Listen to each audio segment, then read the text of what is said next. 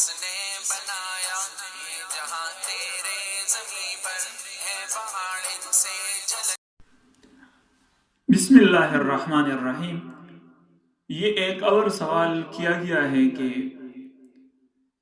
اذان میں الصلاۃ فی رحالکم کہہ سکتے ہیں یا نہیں، اور مدینہ منورہ میں اذان کے دوران الصلاۃ فی رحالکم کہا کیا تھا.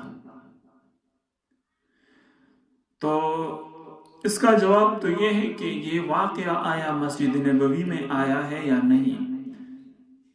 آیا یہ اذان مسجد نبوی کی تھی جس میں الصلاۃ فی رحالکم کہا گیا، یہ تو ہمیں معلوم نہیں، لیکن مختلف ذرائع سے یہ معلوم ہوا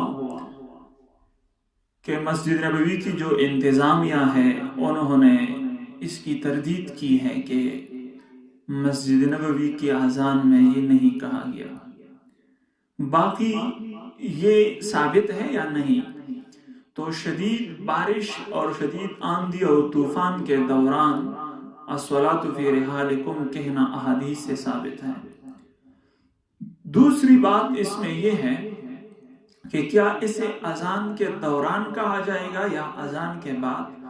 تو احناف، امام اعظم ابو حنیفہ اور ان کے ساتھیوں کا یہ مذہب ہے کہ اذان پوری ہونے کے بعد الصلاۃ فی رحالکم کہا جائے گا، جبکہ شدید آندھی ہو، شدید بارش ہو اور مسجد تک آنا مشکل ہو، تو اذان کے بعد کہا جائے گا، اذان کے دوران نہیں. البتہ امام شافعی اور امام احمد بن حنبل رحمہم اللہ، ان کا یہ مسلک ہے کہ حی علی الصلاۃ کی جگہ، حی علی الفلاح کی جگہ الصلاۃ فی رحالکم کہا جائے گا. اور یہ دلائل جو ہے احناف اور شوافع کے کتب میں موجود ہے، لیکن احناف کا مسلک اس میں یہی ہے کہ اسے اذان کے بعد کہا جائے گا، اذان کے دوران نہیں. اذان وہی ہوگی، وہی الفاظ ہوں گے جو الفاظ احادیث سے ثابت ہیں. جزاکم اللہ.